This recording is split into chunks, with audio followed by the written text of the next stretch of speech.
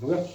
जो आपका हम कहते हैं सही कह रहे हैं, ये आपका किस नाम से जाना जाता था, ये प्रोसेस आपकी कहलाती थी इमेस्क्यूलेशन। इमेस्क्यूलेशन का मतलब ये था कि सबसे पहले जो आपके प्लांट्स थे, क्योंकि आपको मालूम है पी प्लांट होता है, दोनों मेल और फीमेल दोनों फ्लावर होते हैं, यानी इसको कहा जाए बाइसेक्सुअल होता है। तो सबसे पहले क्या करोगे, एंथर काट दोगे ताकि उसी का उससे पॉलिनेशन नहीं होता रहे। अगर उसी प्लांट से पॉलिनेशन होता रहेगा तो क्या आपका ध्यान जा रहा है, ये सिंगल प्लांट ही हो गया। ये आपका केस हो जाएगा जैसे हम पढ़ते हैं आपका अमीबा, उसी सेल से नए बन रहे हैं तो उनमें तो वेरिएशन होना ही नहीं हो, तो वहीं के वहीं रहेंगे। आपको स्टडी करनी है वेरिएशन, तो आपको क्या है, दो अलग अलग पेरेंट्स चाहिए, मेल कहीं और चाहिए, फीमेल कहीं और चाहिए। तो इसके लिए सबसे पहला उसने जो स्टेप लिया था, सबसे पहला स्टेप क्या था,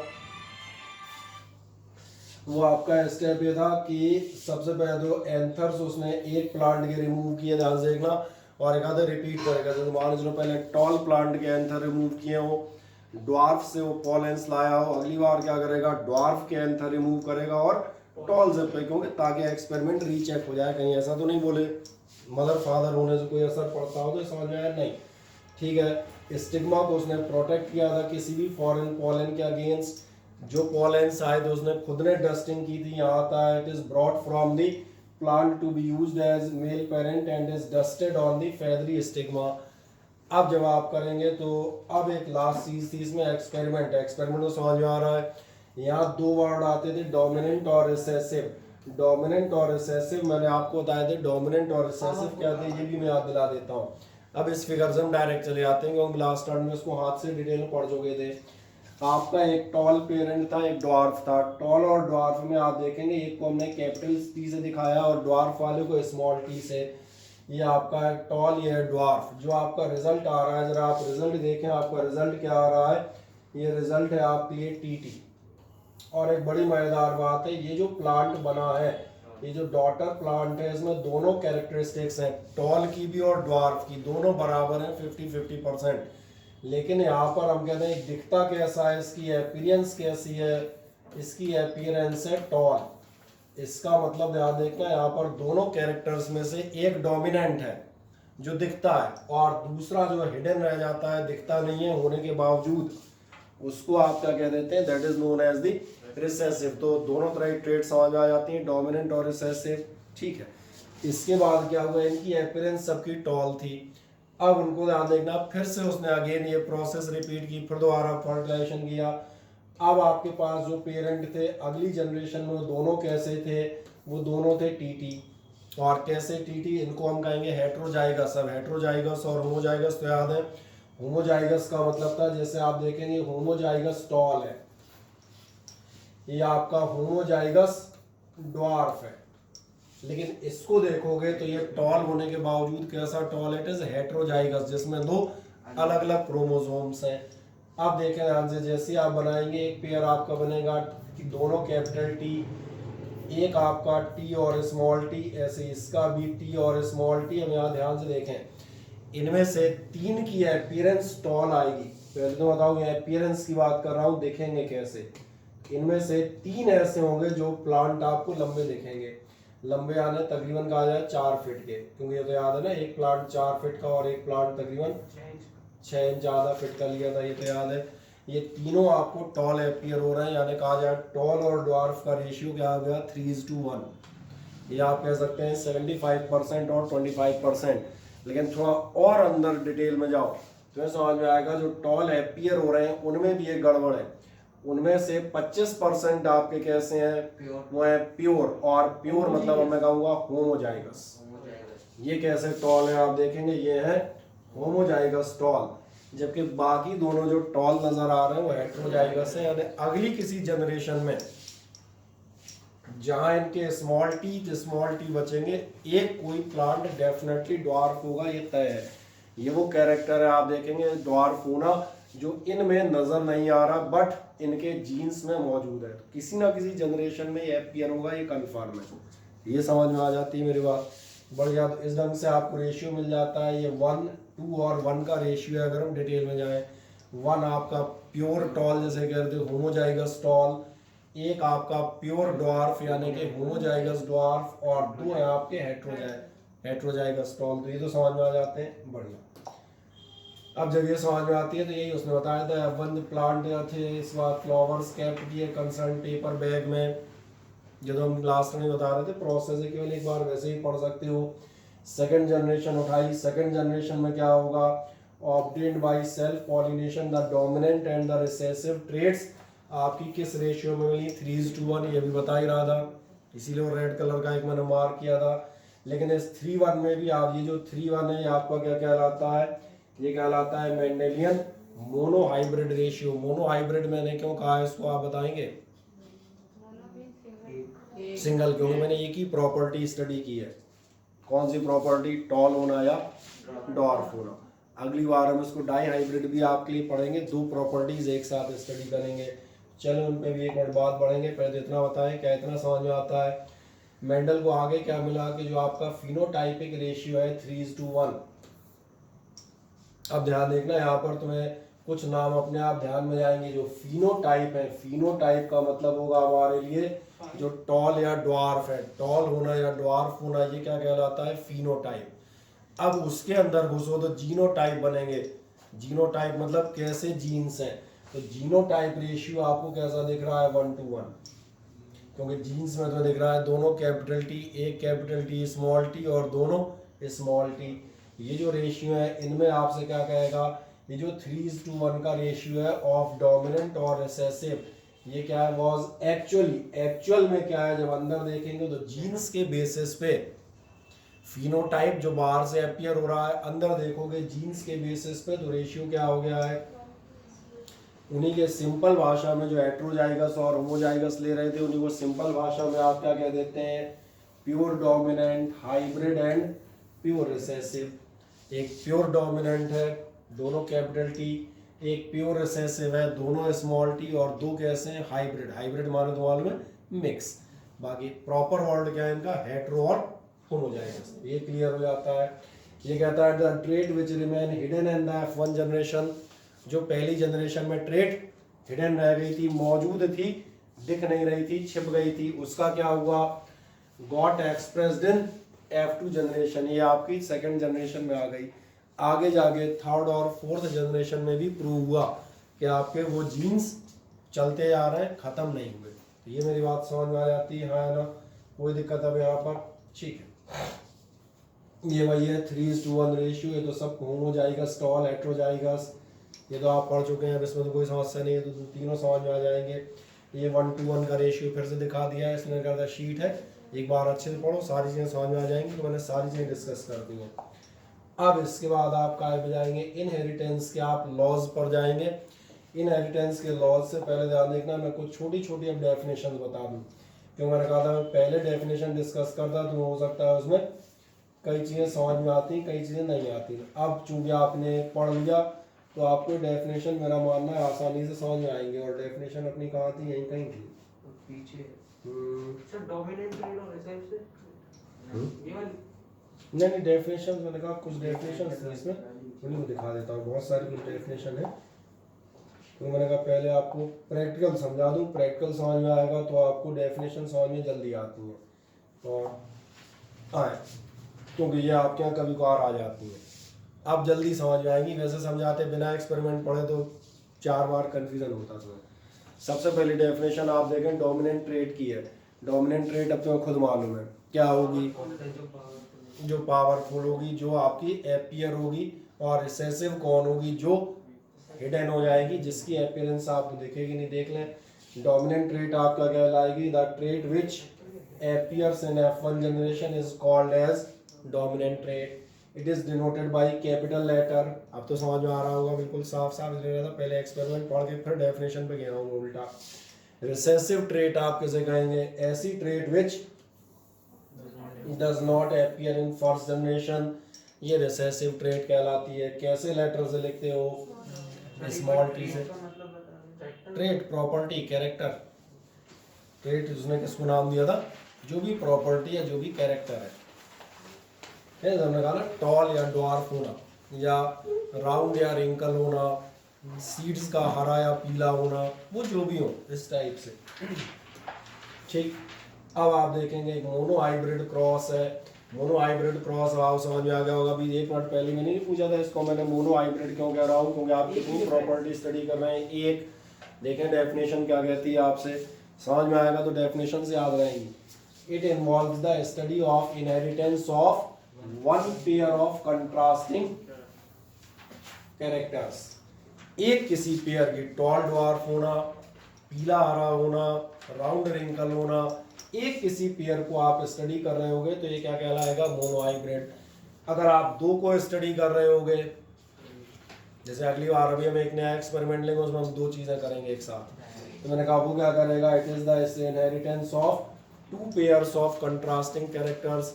और जो कैरेक्टर्स हैं इन्हीं को मैं क्या कह सकता हूँ, ट्रेट्स भी कह सकता हूँ, क्योंकि ट्रेट वर्ड उसने लिया था, एक्चुअली ये उसकी लैंग्वेज थी। तीसरा आप जाएंगे ट्राई हाइब्रिड। अब तो समझ आ रहा है भैया, ट्राई हाइब्रिड मतलब तीन कैरेक्टर्स एक साथ स्टडी करते हो। एक्चुअली में हमने कहा जब आप जेनेटिकल इंजीनियरिंग पढ़ेंगे, और ये आज का काम नहीं बरसों बाद का है, तो आप देखेंगे एक्चुअली मल्टी हाइब्रिड होती है। मल्टी हाइब्रिड समझ में आ रहा है, क्योंकि हमारी बॉडी में केवल एक ही प्रॉपर्टी थोड़ी होगी, बस तुम टॉल ड्वार्फ होना पढ़ते रहो दुनिया में, सैकड़ों प्रॉपर्टीज हैं, सबको एक साथ जो आप स्टडी करते हैं वो फिर एक्चुअल आती है। अब ध्यान देखें, एक आता है आपके बैक क्रॉस। बैक क्रॉस मतलब समझ आ रहा है, बैक मतलब पीछे, पहली जनरेशन से रिवर्स जनरेशन में जाओगे, ऊपर पेरेंटल जनरेशन में, तो ये क्रॉस क्या कहलाएगा, बैक क्रॉस। और आराम से देखें, अपने आप समझ में आएगा, था क्रॉस बिटवीन F1 जनरेशन, जो पहली जनरेशन है, इसका क्रॉस किसके साथ किया, with any of the parents. अगर आप ये कर रहे हैं तो ये क्या कहलाएगा, ये कहलाएगा बैक क्रॉस। तो क्या है, मेरी बात समझ में आती है। अब ऐसे टेस्ट क्रॉस क्या है, टेस्ट क्रॉस ये है the cross between the F1 generation और रिसेसिव पेरेंट। रिसेसिव मतलब जैसे अपन जो एग्जांपल अभी कर रहे थे उसमें कह दूंगा ड्वार्फ। रिसेसिव तो याद है, जो अपीयर नहीं हुआ उसके साथ आप कर रहे हैं तो ये कहलाता है। तो ये छोटे छोटे हम कहते हैं डेफिनेशन आपको जरूर याद रखनी पड़ेंगी, एक एक नंबर के आपसे पूछ लिए जाते हैं, कई बार फिल इन द ब्लैंक ऐसे में भी आ जाएंगी। अब एक हम जाते हैं जीनोटाइप। अभी आपसे हम जीनोटाइप और फिनोटाइप बता रहे थे, याद है। फिनोटाइप में आपका रेशियो था 3:1। फिनोटाइप यानी जो दिख रहा है, तीन लंबे एक छोटा, बाहर ऐसा कह सकते हो, अंदर डिटेल में डीप में नहीं घुसे। और जीनोटाइप क्या था, 1:1, दो, एक प्योर लंबा, एक प्योर छोटा, और दो मैंने कहा हाइब्रिड। तो ये जीनोटाइप हो गए जिसमें आप जीन्स देखेंगे। आज देख लें, पहले फिनोटाइप की डेफिनेशन पढ़ लें। फिनोटाइप क्या, it is the expression of A trait. Trait यानी कैरेक्टर, किसी भी कैरेक्टर का जो भी एक्सप्रेशन आ रहा है, जैसे 3:1 अपना फिनोटाइप का रेशियो था। 3:1 मतलब तीन लंबे एक छोटा। तो कैरेक्टर वाइज आपने देखा सीधा सीधा भैया, तीन लंबे प्लांट है, छोटा प्लांट है, तो ये क्या है, ये फिनोटाइप है। कैसे मिलते हैं, जैसे toll P plant, it can be noted bye direct observation of an individual. किसी भी चीज को, और इंडिविजुअल से हमारा मतलब आदमी भी हो सकता है और प्लांट भी हो सकता है, उसको जो आप डायरेक्ट ऑब्जर्व कर रहे हो कि लंबा है या नाटा, ये फिनोटाइप है। और ये रेशियो मेंडल के पहले वाले में कितना आया था, 3:1, क्योंकि तीन प्लांट लंबे दिख रहे थे ऑब्जर्वेशन में, एक और ध्यान रखना बाहर दिख रहे थे। असलियत कुछ और थी अंदर की, वो भी आपको मालूम है। असलियत जो थी वो आपका ऐसे बताते हैं, वो आप बताते हैं जीनोटाइप से, जीन्स के ऊपर। ये क्या बताता है, it is the genetic representation of A trait. ये बताता है किसी भी ट्रेट का, किसी भी कैरेक्टर का लंबे होने या छोटे होने का जेनेटिक एक्सप्रेशन। जैसे ये दोनों लंबे हैं लेकिन दोनों में अंतर है। फिनोटाइप दोनों का एक ही है, फिनोटाइप में दोनों एक ही है, ये भी लंबा है, ये भी लंबा है। ऑब्जर्वेशन दोनों के, जो आदमी देखे बताया भैया लंबे प्लांट मिल रहे हैं। लेकिन जीनोटाइप ध्यान देखें, दोनों का अलग है। जीनोटाइप ये कैसा है, इसको आप कह सकते हैं प्योर टॉल, इसको आप कह सकते हैं हाइब्रिड टॉल, या फिर मैं नाम गिनाता हूँ, इसको आप कह सकते हैं होमोजाइगस, और इसको आप कह सकते हैं हेटेरोजाइगस। अब समझ में आ गया बिल्कुल अच्छी तरह। मैं 3 बार इसलिए रिपीट कर रहा हूँ, बायोलॉजी है, डिस्कशन आप करेंगे, 2 बार घर जाके पढ़ें जरूर, आराम से समझ में आ जाएगी। जैसे वही टीटी या टीटी जो डिनोट करते हैं, जीनोटाइप हो गए। रेसिप्रोकल क्रॉस क्या होंगे, रेसिप्रोकल माने होता क्या है, पहले ये बताओ। उल्टा नहीं, रिवर्स। उल्टा जैसा हो जाएगा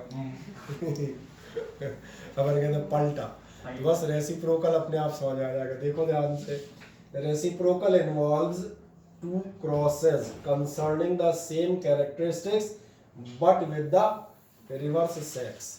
मतलब क्या हुआ, it means in the first cross, पहली बार क्रॉस किया, A is female and B is male. अभी आपने ध्यान नहीं दिया, ज्योति इधर आके बैठो बड़े मजे से।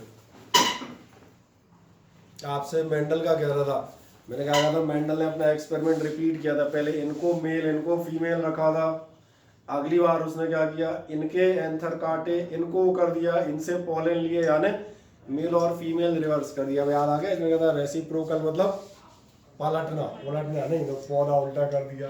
बोले अब जड़े ऊपर और फ्लावर नीचे लगाऊंगा। तो मैंने क्या कहा, इन द फर्स्ट क्रॉस आपका क्या था, ए फीमेल था और बी क्या था, मेल। अब अगली बार क्या करोगे, then in the second cross ए क्या हो जाएगा और बी हो जाएगा अब फीमेल। तो मुझे नहीं लगता कि ऐसी कोई भयानकतम डेफिनेशन है कि आप इसको समझ ना पाए। हाँ ये है कि एक बार आपको लिखने की प्रैक्टिस थोड़ा सा अंग्रेजी के अल्प ज्ञान के कारण वो आपको रखनी पड़ेगी, है ना, वो आवश्यक है। चले तो जीनोटाइप फिनोटाइप समझ में आ गए। एक और आता है, बता दें, एक पुराना टर्म आता है, ये पुराना टर्म है, लगना अब ये यूज नहीं होता। लैंग्वेज में बहुत सारे टर्म ऐसे होते हैं जो पहले कभी इस्तेमाल होते थे, भविष्य में धीरे धीरे शब्द गायब हो जाते हैं और नए नए शब्द जुड़ते जाते हैं। जैसे मैं एक शब्द आपको बताता हूँ, एक शब्द होता है मोबाइल। अच्छा एक बात बताओ, आज से 30-40 साल पहले लैंग्वेज में मोबाइल शब्द होता था? रहा होगा? नहीं लग रहा होगा। टच स्क्रीन, गूगल, नहीं नए वर्ड। मैंने कहा भैया डिक्शनरी में नए वर्ड जोड़ते जाते हैं और पुराने धीरे धीरे धीरे रिप्लेस भी होते हैं। जो एलएलई होते हैं, कुछ नहीं होते, एलएलई ये होते हैं, बाद में आप इन्हें क्रोमोसोम या जीन्स कहते हैं। समझ में आ गया? जो किसी भी ट्रेट को रिप्रेजेंट करते हैं, टॉल होना, ड्वार्फ होना, गोरा होना, काला होना, हरा होना, पीला होना, जो भी होंगे, क्या होगा, refers to each of the members of a genetic pair. जो भी जेनेटिक पेयर के मेंबर को डिनोट कर रहा है। अब आज की डेट में आपको मालूम है, आप इसे कहते हैं क्रोमोसोम। जैसे फिर याद दिला देता हूँ, क्रोमोसोम वर्ड सबसे जल्दी यहाँ समझ में आता है। याद आ गए, क्रोमोसोमिस्ट के क्रोमोसोम पेयर से मैंने कहा किसी भी व्यक्ति का सेक्स डिटर्मिनेशन होता है। मैंने कहा मेल या फीमेल, ये फीमेल होगा और ये कौन होगा, मेल। और ये जो एक्स और एक्स है, ये अब आपके कहलाते हैं क्रोमोसोम, क्योंकि साइंस और टेक्नोलॉजी एडवांस हो गई, अब उनके प्रॉपर नाम आ गए। कभी गुजरे जमाने में मेंडल के टाइम में ये क्या कहलाते थे, तो ठीक है पुराने वर्ड थे। कभी एक आध कोई पूछ ले क्रोमोसोम क्या कहलाता था, या सिमिलर या मैचिंग, तो हल्का सा आप याद रखना क्रोमोसोम का मैचिंग वर्ड कौन सा होगा, पुराने जमाने वाला वही होगा। या एक आध जगह बुक में मेंडल एक्सपेरिमेंट डिस्कस कर रहा होगा तो इस वर्ड का इस्तेमाल होगा। अदरवाइज आज की डेट में तो हम इनका इस्तेमाल करेंगे, एक्स क्रोमोसोम, वाई क्रोमोसोम या समथिंग एल्स। तो ये क्लियर हो जाते हैं, बढ़िया।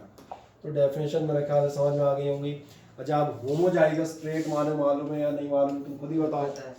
इसने कहा था पहले मैं एक्सपेरिमेंट पढ़ा दूं तसल्ली से एक टर्न, पर डेफिनेशन तो 2 मिनट में रह जाएंगी। होमोजाइगस ट्रेट बहुत अच्छे से मालूम है सबको। अब यही कह रहा है, दे हैव सिमिलर,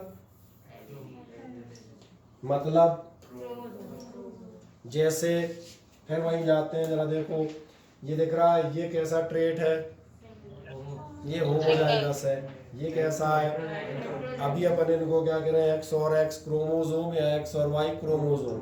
अभी मेंडल होता 20वीं सदी का तो क्या कहता, आ गया समझ में। तो मैंने कहा जब कभी इस टाइप की डेफिनेशन आएगी, अभी चूंकि अपन हिस्ट्री डिस्कस कर रहे हैं इसलिए ये वर्ड भी आपको यहाँ पर मिल जाएगा। और क्या है, बस ये समझ में आ गए होंगे कितने टाइप के होते हैं, 1 टाइप ऑफ गैमेट्स, या तो कैपिटल टी होगा या स्मॉल टी होगा। लेकिन हेट्रो में क्या होगा, दे हैव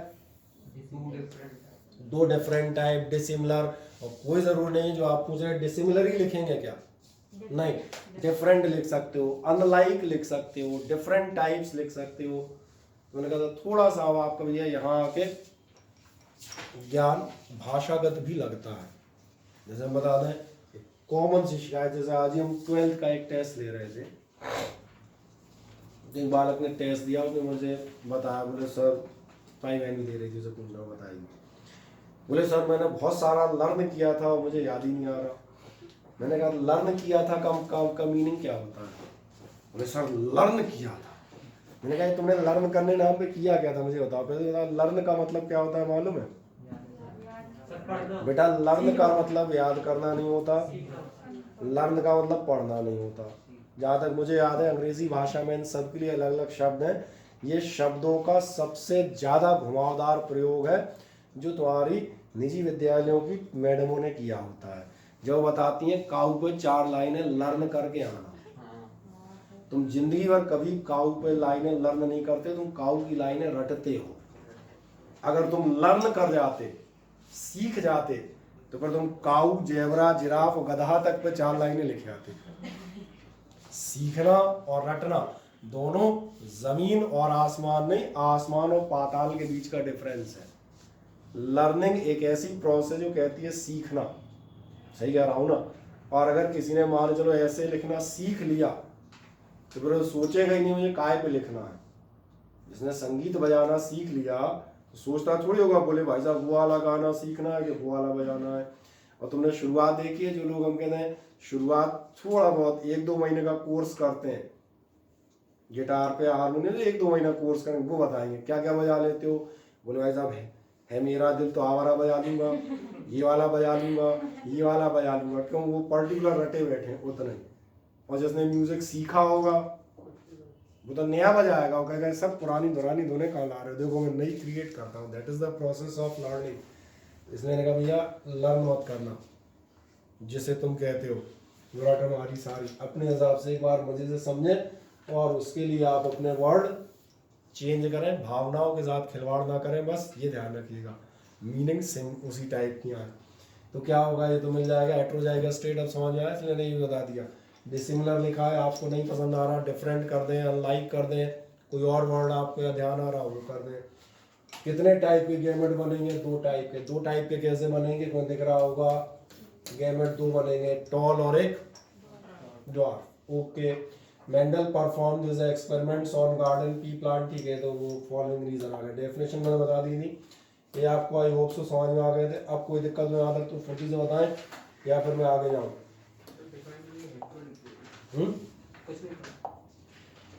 हेट्रो मत लिखना, हेट्रो और टेक्निकल वर्ड हो जाता है, आसान वर्ड्स का इस्तेमाल करें। चलो ये हमने पढ़ लिए थे। अब आप जाएंगे इस बाद Mendel's law of inheritance. Inheritance के लिए ध्यान देखना, 3-4 लॉज उसने दिए हैं, जिनमें से 2 specially Mendel's first law and second law के नाम से जाने जाते हैं। पहला लॉ जरा देखें क्या कहता है। Each character in an individual, किसी भी इंडिविजुअल का कोई भी कैरेक्टर होना, एग्जाम्पल के तौर पे हम वही मटर प्लांट का टॉल और ड्वार्फ होना इस्तेमाल करेंगे क्योंकि आपको वही बहुत अच्छे से आता है इस समय। क्या कह रहा है? इज गवर्न्ड बाय 2 फैक्टर्स, जिन्हें आप किस नाम से जानते हैं? Known as gene. क्या है, मेरी बात समझ में आ रही है? आपका टॉल या ड्वार्फ होना काय से गवर्न होता है? ध्यान जा रहा है? 2 फैक्टर्स से गवर्न होता है, जिन्हें आगे जाके आप क्या कहते हुए जाएंगे? जीन्स कहलाएंगे। इसके बाद क्या कह रहा है? The alternative form of gene is called, यही था जिसे हमने क्रोमोसोम कहा था या आपने पुराने टाइम में क्या कहा था? एलिलोमॉर्फ। ये सारे पुराने वर्ड हैं। If an individual consist of similar type of chromosomes, कह देता हूँ, आप पढ़ने में दिक्कत आए, सेम टाइप के क्रोमोसोम होंगे, क्या कहलाएंगे? होमोजाइगस। जैसे कैपिटल टीटी या दोनों small TT. While those having different types of alleles, जिनके अलग अलग टाइप के होंगे, वो क्या कहलाएंगे? Are called as. कोई समस्या? फर्स्ट लॉ में इनहेरिटेंस का हुआ कि आखिरकार आपके जो पहला लॉ है पेयर्ड फैक्टर का, वो समझ आता है। पेयर्ड फैक्टर कोई भी जो आपकी प्रॉपर्टी है, जो मैं कहता मटर के पौधों, मैंने कहा टॉल या ड्वार्फ होना, और आपके लिए कहूँ काला गोरा, जो भी हम कहते हैं, वह लड़का लड़की होना, जो भी होगा, किस बात पर डिपेंड करेगा? 2 फैक्टर्स या 2 क्रोमोसोम्स पर या 2 जीन्स पर डिपेंड करेगा। तो पहली चीज समझ में आती है, आपके फैक्टर कैसे होंगे? पेयर्ड। बस ये ध्यान रखना, उस समय उसने वर्ड लिया था फैक्टर। आज आप उनके लिए इस्तेमाल करते हैं जीन या क्रोमोसोम, कोई दिक्कत? ठीक, नेक्स्ट देख जाए। अगला है the principle of dominance. Principle of dominance भी आपको मालूम था, जो आपके दो अलग अलग कैरेक्टर्स हैं, दो अलग अलग फैक्टर्स हैं, जो दो क्रोमोसोम है, इनमें से कोई एक डोमिनेंट होगा, कोई एक रिसेसिव होगा। अगर दोनों मौजूद हैं, अगर दोनों एक ही टाइप के हैं तो प्रॉपर्टी में कोई कंफ्यूजन है ही नहीं। भैया दोनों कैपिटल टी है टॉल होगा, दोनों स्मॉल टी है ड्वार्फ होगा। दिक्कत कहाँ है? जहाँ एक कैपिटल टी और एक स्मॉल टी होगा वहाँ कंफ्यूजन होगा ना। तो वहाँ कौन सा लॉ लगेगा? Law of dominance. इन दोनों में से ज़्यादा इफेक्टिव, ज़्यादा प्रभावशाली कौन है, और आपको वही प्रॉपर्टी नजर आएगी। क्या कहता है? when two homozygous individuals with one or more sets of contrasting characters are crossed, जब आप कंट्रास्टिंग कैरेक्टर्स को आपस में क्रॉस करेंगे, एक टॉल और एक ड्वार्फ, इनको आपने क्रॉस किया तो क्या होगा? Characters that appears in the F1 hybrids, जो पहली जनरेशन के हाइब्रिड में जो कैरेक्टर अपीयर होगा वो आपके लिए किस नाम से आना जाता है? मुझे लग रहा है यही डेफिनेशन में 2 मिनट पहले पढ़ा रहा था और लास्ट राउंड में यही जिक्र कर रहा था। और जो अपीयर नहीं होंगे उनको आप किस नाम से जानते हैं? रिसेसिव। तो इसमें एक बार पढ़ोगे समझ में आएगा। उन्हीं चीज़ों को कभी डेफिनेशन के तौर पे, कभी लॉ के तौर पे अलग अलग करके लिखा गया है एक ही चीज़। अब एक ध्यान देखें, अगला आप बताता है प्रिंसिपल ऑफ सेग्रीगेशन, और या फिर आप इसे कहते हैं law of purity. Law of purity है जो हम लास्ट में बात कर रहे थे। एक आपका कैरेक्टर कैपिटल टी है और एक स्मॉल टी है। कैपिटल टी बताता है प्लांट को 4 फीट का होना चाहिए, स्मॉल टी बताता है प्लांट को आधे फीट का होना चाहिए। चलो सुविधा के लिए 1 फीट ले लेता हूँ फॉर एन एग्जाम्पल। तो मैंने पूछा था कैपिटल टी और स्मॉल टी दोनों अगर हैं, हेट्रोजाइगस आपका हो जाता है, तो प्लांट की हाइट क्या होगी? जो डोमिनेंट होगा। समझ आ गया? कल आपको याद होगा लास्ट में बहुत सारों का आंसर था, बोले 4 और 1 5 मतलब 2.5 फीट हो जाएगी। ये लॉ ऑफ प्योरिटी समझ में आ गया। दोनों अलग अलग हैं, मिक्सअप नहीं हो जाएंगे। गणित थोड़ी है दोनों का, this plus this divide by 2 बराबर 4 प्लस 1 बराबर 5 डिवाइड बाई 2, 2.5 फीट। बोले सारे प्लांट 2.5 फीट के। ये समझ में आ रहा होगा। क्या कह रहा है? When a pair of contrasting factors of genes are brought together, जब आप दो कंट्रास्टिंग फैक्टर के जीन एक साथ ले आएंगे, और ले आइए, आते ही हैं वो तो क्या होगा? इन heterozygous condition the two remain together, दोनों साथ साथ बने रहेंगे, कोई समस्या नहीं आएगी। Being without being contaminated, contamination तो मालूम है एक दूसरे में मिक्सअप होना। कॉन्टेमिनेशन वर्ड आता है तो पानी में सुना होगा, पानी जो है कॉन्टेमिनेटेड हो गया। ये वर्ड पॉल्यूशन पढ़ते समय आता है। कॉन्टेमिनेशन मतलब कोई फैक्ट्री का वेस्ट या ऐसी कोई चीज़ आपने उसमें मिक्सअप कर दी, तो प्रदूषित होना, पॉल्यूटेड होना। तो दोनों हम बता दें प्योर बने रहेंगे, एक दूसरे से पॉल्यूट नहीं होंगे, एक दूसरे से मिक्सअप नहीं होंगे। क्या आप सोचे छोटा टी इसके साथ रह के बड़ा हो गया और बड़ा टी इसके साथ रह के छोटा हो गया, तो मिडिल लेवल का कोई काम नहीं होगा। दोनों कैसे होंगे? Without being contaminated. But when gametes are form then the two separate out from each other, जब भी गैमेट बनेंगे तो दोनों एक दूसरे से शुद्ध रूप से अलग हो जाएंगे। जैसे कल भी हमने क्रॉस किया था, आपको याद होगा, इन दोनों के बीच में कर रहे थे, मैंने कहा इसका इससे भी हो सकता है, इसका, तो दोनों अलग अलग चलेंगे, एक दूसरे को कॉन्टेमिनेट नहीं करेंगे। ना तो कैपिटल टी यानी लंबा प्लांट छोटे के साथ छोटा हो जाएगा, ना छोटा वाला लंबे के साथ रह के लंबा हो जाएगा। दोनों का अस्तित्व हम कहते हैं प्योरिटी बरकरार रहेगी। तो क्या ये समझ में आता है? और इसी को कहा जाता है फर्स्ट लॉ ऑफ हेरिडिटी। ये सबसे मेन लॉ है, तो इसको याद रखिएगा। That is asked in your examinations. Write down the Mendel's law of segregation. ये आपसे कहेगा write down the Mendel's law of purity of gametes. तो क्या आप इसको लिख लेंगे? हाँ है ना, कोई समस्या तो नहीं। सिंपल भाषा में आपसे क्या क्या क्या बता रहा है, मैं फिर से रिपीट कर देता हूँ। इधर देखें, ये आपसे कहता है जब भी दो कंट्रास्टिंग नेचर के आपके फैक्टर्स, दो कंट्रास्टिंग नेचर के जीन्स एक साथ लाए जाते हैं, तो दोनों एक साथ बने रहते हैं बिना एक दूसरे को कॉन्टेमिनेट किए या बिना एक दूसरे को अफेक्ट किए। Brought together in heterozygous condition both remain together without being contaminated, बिना एक दूसरे से अफेक्ट हुए, बिना एक दूसरे से मिले का मतलब मिश्रण नहीं बनेगा। ओके, अब एक लास्ट पढ़ेंगे, the law of independent assortment. Law का नाम याद रखिएगा। ये क्या कहता है, if the inheritance of more than one pair of characters, ये भी अगले वाले में मैं दिखाऊंगा। जैसे आपके अब मान के चलें एक से ज़्यादा कैरेक्टर की बात कर रहे हो, जैसे मैं एक कैरेक्टर लेता हूँ, सपोज करें, बहुत ध्यान से मेरा एग्जांपल देखना, ये भी आगे जाके फिर रिपीट करूंगा। आपके पास एक कैरेक्टर है, मान के चलें आपके पास एक प्लांट था टॉल और इसके सीड्स का कलर था ग्रीन। एक दूसरा आपके पास प्लांट था जो था ड्वार्फ और जिसके सीड्स का कलर था येलो।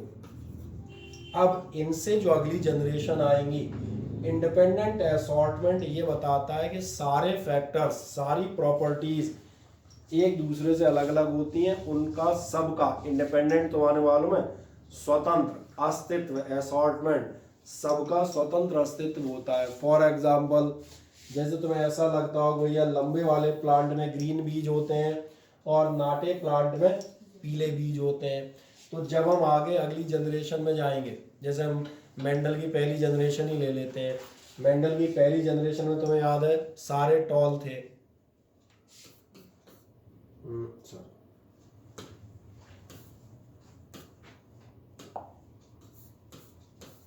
पहली जनरेशन यही थी ना। तो हम बात करते हैं दूसरी जनरेशन की। दूसरी जनरेशन में क्या हुआ था, एक प्योर टॉल था, दो आपके और एक प्योर डॉर्फ था। ये प्रॉपर्टी समझ में आ रही है, टॉल और डॉर्फ वाली।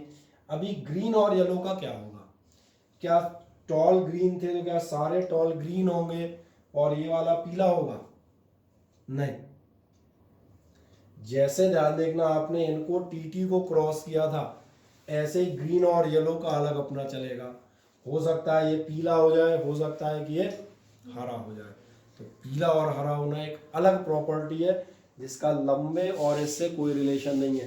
कि तुम सोचो टॉल वाले ग्रीन होते हैं और ड्वार्फ वाले येलो होते हैं, तो बिल्कुल भाई साहब बोले ये ग्रीन होगा और बोले ये येलो होगा, तो मैंने कहा इनका क्या होगा, बोले हरा पीला होगा। है ना, दो कॉटिलेडॉन होते हैं, इधर वाला हरा इधर वाला पीला, है ना, ऐसा नहीं होगा। हरा पीला होना एक अलग कैरेक्टर है, उसको अपन अलग से स्टडी कर सकें। तो ये है अलग चलते हैं, उनका अपना अस्तित्व है, सारी प्रॉपर्टी, इसीलिए इतने सारे कॉम्बिनेशन बनते हैं। समझ आ रहा है? जैसे कैपिटल टी के साथ यानी टॉल के साथ हरा भी होगा, एक टॉल के साथ पीला भी होगा। इसमें भी यही है, एक हेट्रोजाइगस टॉल के साथ हरा होगा, एक हेट्रोजाइगस टॉल के साथ पीला होगा, एक ड्वार्फ के साथ पीला होगा और एक ड्वार्फ के साथ हरा भी होगा। इतने सारे जो पेयर बनने लगते हैं, जो कॉम्बिनेशन बनते हैं, वो इसीलिए बनते हैं। जो सोचो दुनिया में अगर इतने सारे कॉम्बिनेशन नहीं होते तो लोगों की सबकी शक्लें एक आध दो जनरेशन के बाद वहीं लौट के फिर आ जाती। बोले अब क्या, अब खा जाएंगे, बोले दूसरी चार प्रॉपर्टी थी, चारों हो गई, फिर असेंबल हो जाते, जबकि ऐसा नहीं होगा। ठीक, अब हम इसलिए बात करते हैं, ध्यान देखना, आज की जो हम चर्चा करेंगे वो काय पर करेंगे। आज की चर्चा आप करते जाएंगे डाई हाइब्रिड क्रॉस पे। पहले तो मुझे बताएं डाई हाइब्रिड क्रॉस का मीनिंग मालूम है या नहीं? दो पेयर्स की हम चर्चा करेंगे। बढ़िया, तो देखें ध्यान से, आप breeding experiment dealing with two traits, एक ऐसा एक्सपेरिमेंट जिसमें हम दो ट्रेड्स के साथ डील कर रहे होंगे, वो किस नाम से रह जाएगा? वो कहलाएगा आपका डाई हाइब्रिड क्रॉस। सही है। अब डाई हाइब्रिड क्रॉस पे जाओगे तो बस किसी एक के पास शीट नहीं थी, कौन रह गया था शीट के लिए? अरे एक ये भी रह गया, एक वो पहले रह गया था। चलो हमारे लिए भी निकालते हैं, इसको राउंड देना, फिर रुक जाना, दो वर्ड है ना, लास्ट में निकाल देंगे। Mendel choose the seed shape. Mendel ने क्या चूज किया? सीड शेप और कलर ऑफ द कॉटिलेडॉन। उसने दो प्रॉपर्टी कौन सी देखी? सीड की शेप कैसी होगी और आपके कॉटिलेडॉन का कलर कैसा होगा, ये उसने देखा डाई हाइब्रिड क्रॉस के लिए।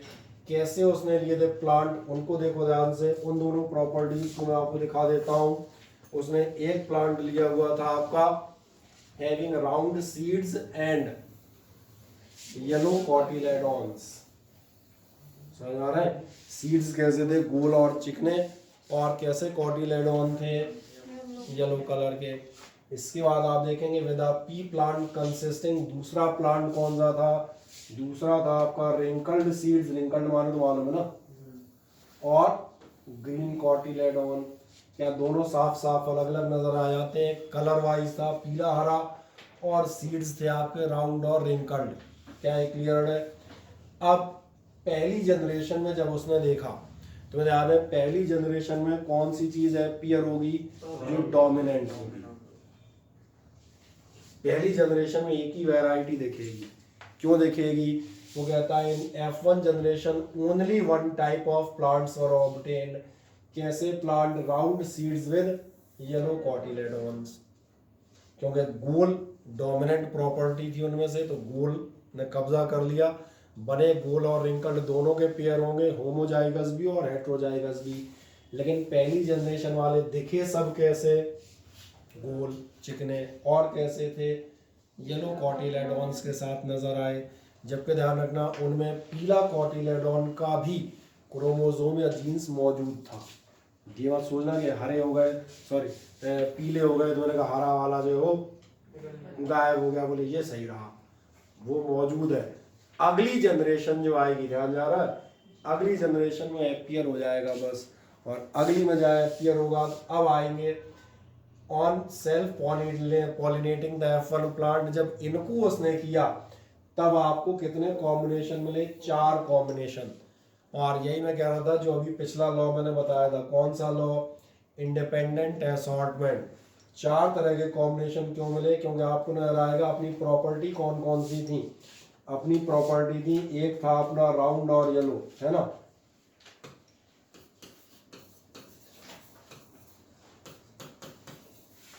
क्योंकि अब आप 2 प्रॉपर्टी चेक कर रहे हैं ना। और दूसरा अपना कैसा था, दूसरा था अपना, चलो इतना ही लिख देते हैं, रिंकल्ड और। तो 4 कॉम्बिनेशन समझ में आ रहे हैं कौन से मिलेंगे। एक आपको मिलेंगे राउंड और ग्रीन, राउंड और रिंकल्ड नहीं, राउंड और रिंकल्ड एक साथ कैसे हो जाएंगे। राउंड होना एक अलग प्रॉपर्टी है और कलर होना एक अलग है। एक तो सबसे सिंपल तो यही होगा राउंड येलो, एक कौन सा होगा राउंड के साथ ग्रीन। अब ऐसे ही रिंकल्ड ग्रीन तो होगा ही होगा, वो तो था ही ओरिजिनल, वो तो होना ही है। रिंकल्ड के साथ पूरा समझ आ रहा है, दोनों प्रॉपर्टी अपनी अलग अलग भाग रही हैं। इसके साथ कोई नहीं चिपकी कि आपको साहब राउंड वाले जब होंगे तो येलो ही होंगे। राउंड वाले येलो भी हो सकते हैं, राउंड वाले ग्रीन भी हो सकते हैं। ऐसे ही रिंकल्ड वाले ग्रीन भी हो सकते हैं और येलो भी हो सकते हैं। तो ये दोनों प्रॉपर्टीज आपकी इंडिपेंडेंट चल रही हैं, वैरायटी इसलिए बढ़ जाएंगी। क्या है कि समझ में आता है। 4 कॉम्बिनेशन कौन से मिले, out of which 2 were parental, 2 तो पेरेंटल ही थे, पेरेंटल मतलब राउंड येलो और रिंकल्ड ग्रीन। और 2 कौन से थे, वो देख रहे होंगे, राउंड ग्रीन और रिंकल्ड येलो। और आगे क्या कह रहा है, 2 वेयर रिकॉम्बिनेशंस, रिकॉम्बिनेशन और समझ आ रहा है, वो जो दोबारा से नए कॉम्बिनेशन बने।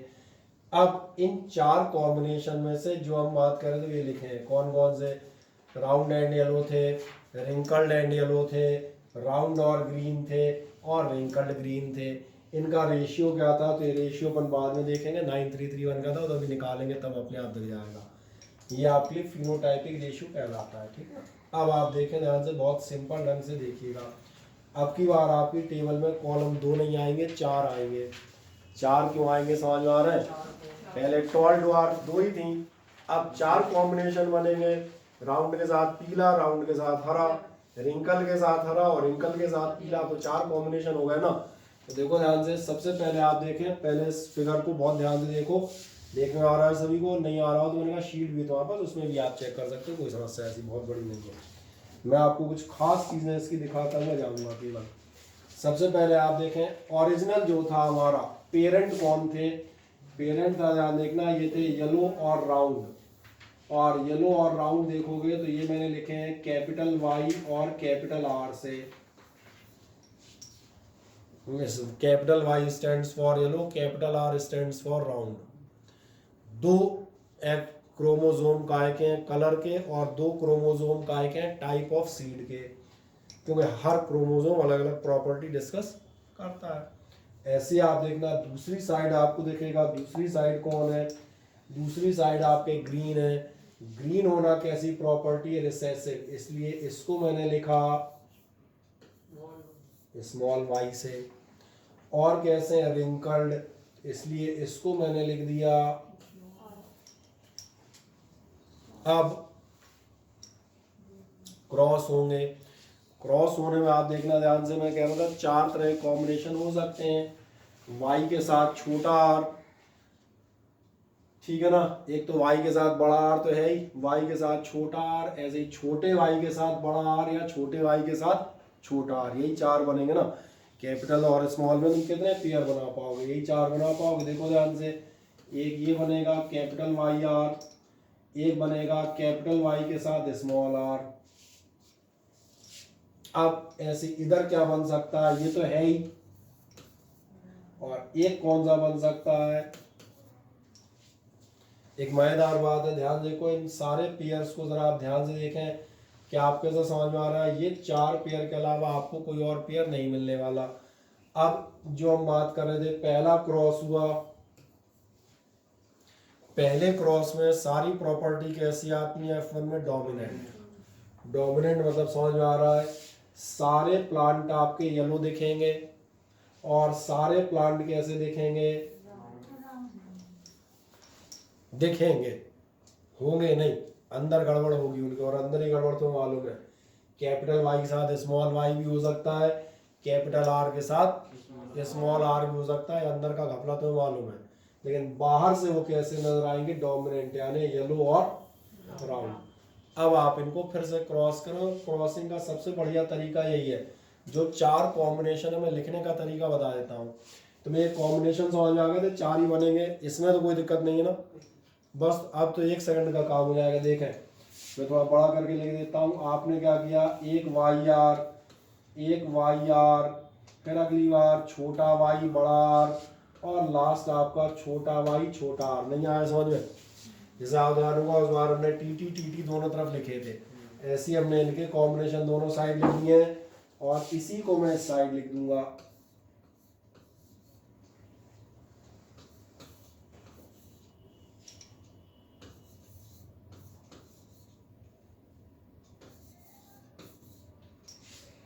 भाई इतने क्रॉस होंगे, इसका इससे, या तो इसका इससे, इससे किसी ना किसी एक से होगा, ऐसे इसका किसी ना किसी एक से होगा, यही संभावनाएं बनती हैं, और तो कोई संभावना है ही नहीं। इतने ही पेयर बन सकते हैं ना। बनाओ, अपने आप समझ में आने लगेंगे। जैसे इसका इससे करो, इसका इससे करोगे, ध्यान देखना कैसा बनेगा। मैं 1-2 दिखा देता हूँ, वैसे तुम्हें समझ में आ जाएंगे। कैपिटल वाई और कैपिटल आर, कैपिटल वाई और कैपिटल आर, ये प्लांट कैसा होगा जरा मुझे बताओ।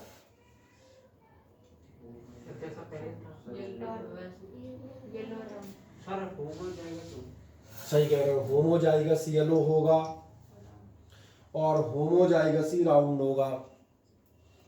आ रहा है समझ में? चलो किसी और को दिखाते हैं। इसका मान चलो इससे करके दिखा देता हूँ सीधा, इस वाले से, हाँ छोटे वाई आर से, बगल में लिख दूंगा। यहाँ जो बनेगा मैं उसको अलग से नीले कलर दिखा देता हूँ, आराम से। वो कैपिटल वाई स्मॉल वाई यही आएंगे।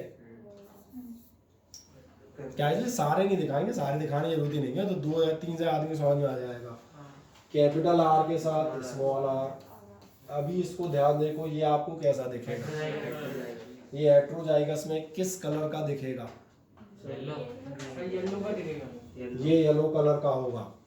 हालांकि अंदर का घपला तो मालूम है, ये प्योर येलो नहीं है, ये हाइब्रिड येलो है, डोमिनेंट येलो है। आप सही कह रहे हैं। और एक मजेदार बात देखें, ये राउंड दिखेगा, लेकिन तुम्हें अंदर की कहानी मालूम है, ये असली वाला राउंड ये नहीं है, ये हाइब्रिड या कहा जाए हेट्रोजाइगस राउंड है। समझ में आ गया? इसलिए हम यहाँ लिखे भी हैं, येलो राउंड दिखेगा, येलो राउंड, येलो राउंड, कौन कैसा दिखेगा वो लिखे हुए हैं। सही है। और जाए किसी एक और को लेते हैं, चलो इसको ले लेते हैं, इसको मान चलो मैं इस वाले से कर देता हूँ। आओ अंदाज लगाओ कौन बनेंगे, खुद ही देख लो ना। वाई और वाई मैं यहाँ पर लिख रहा हूँ, ठीक है। दोनों छोटे वाई होंगे। और ध्यान देखना क्या होंगे, दोनों कैपिटल आर होंगे। एक मजेदार बात है, ये हेटेरोजाइगस नहीं होमोजाइगस है, ये होमोजाइगस है, ग्रीन और साथ में है राउंड। और इसमें चेक कर लो, लिखा भी यही मिलेगा, यहाँ लिखा मिल जाएगा ग्रीन राउंड में, चिंता मत कर लो। इसने कहा यहाँ देख लो, यहाँ के बाद पढ़ोगे तो अब समझ में आएंगे। 2 3 4 समझा देता हूँ, बाकी अपने आप आ जाए। कोई एक और पेयर ले लो, कौन सा ले लूँ तुम बताओ। इसमें बताओ पहला, दूसरा, तीसरा, चौथा, कौन सा रो लूँ? ये वाली कौन सी रो? फोर्थ वाली ले ले। चलो इस फोर्थ वाली में जाएंगे, हम बात करेंगे चौथी रो की। इस रो में जाएंगे, कौन सा कॉलम ले लूँ? सेकंड ले ले। चलो सेकंड ले लो, तो अपन आए इस पर और इस पर, यही दोनों ले रहे हो। आओ, ये यहाँ से आया, ये यहाँ से आया, यही होगा। अब आओ इनका मिक्सअप देखते हैं। थोड़ा सा इसको खिसका देता हूँ, मैं इधर लिखूंगा, है ना, आराम में, कोई दिक्कत नहीं, जल्दी करेंगे। देखें क्या मिलेगा, स्मॉल वाई और कैपिटल वाई, यही मिल रहा है। और क्या मिलेगा, स्मॉल आर और स्मॉल आर। अब आप ध्यान से देखें, सही कह रहे हैं, ये डोमिनेंट है, यानी इसका कलर होगा, लेकिन ये राउंड नहीं दिखेगा कि उसमें राउंड है ही नहीं। ये दोनों आपके कैसे हैं, रिंकल्ड। तो ये आपको कैसा दिख जाएगा, कहाँ, चलो यही जगह इतने में रिंक लिख देता हूँ ना, अब ज़्यादा जगह नहीं है। ये हो गया रिंकल्ड, होमोजाइगस रिंकल्ड है, लेकिन डोमिनेंट येलो है। और चेक करो क्या येलो और आपको पढ़ने में आता है। देखें येलो और रिंकल्ड कहाँ थे, अपन यहाँ गए थे ना, ये इसकी अलग अलग होंगे। ये वाला ये होमोजाइगस है, ये वाला हेटेरोजाइगस है, क्योंकि अलग अलग प्रॉपर्टी अलग। ये वाला पेयर डिसाइड कर रहा है रिंकल होना या राउंड, ये वाला डिसाइड कर रहा है हरा होना है कि पीला। और दोनों का अपना अस्तित्व अलग अलग है। हरे का रिंकल्ड से या पीले का राउंड से कोई लेना देना नहीं है। हो सकता है येलो के साथ राउंड हो और हो सकता है येलो के साथ रिंकल्ड हो। और ऐसे ही मैंने कहा हो सकता है हरे के साथ राउंड हो और हो सकता है कि हरे के साथ रिंकल्ड हो। सर अगर इसे डिफाइन करेंगे तो दोनों लिखना पड़ेगा ना? कैसा दोनों मतलब?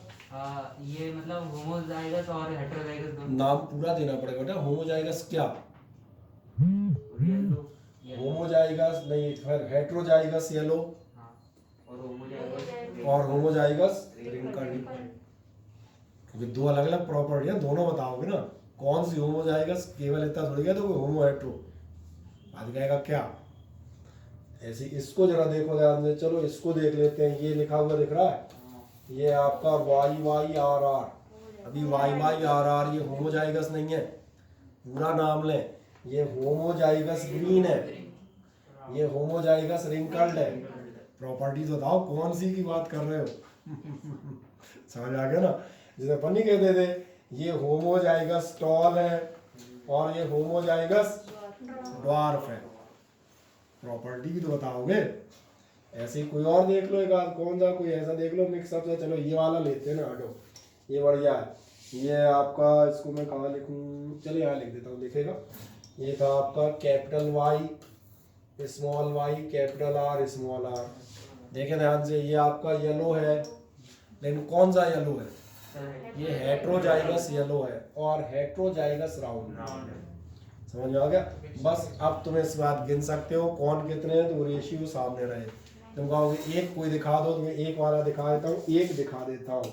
सिर्फ एक गरीब आदमी ऐसा है जो प्योर रिसेसिव है, तो हर तरफ से लुटा पिटा। इधर से देखोगे तो वो ग्रीन हो गया है और इसमें देखोगे तो रिंकल्ड हो गया है।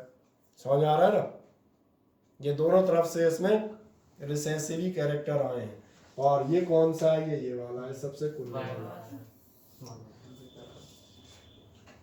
जैसे पिछली बार तुम्हें ध्यान होगा 3 टॉल के साथ एक ड्वार्फ निकल आता था। ऐसे इतने सारों में एक ऐसा है जिसमें दोनों कैरेक्टर कमजोर वाले आ रहे हैं। राउंड रिंकल में उसकी किस्मत में रिंकल फंसे हैं और ग्रीन येलो में उसकी किस्मत में ग्रीन फंसा है। तो ये सबसे पिचका हुआ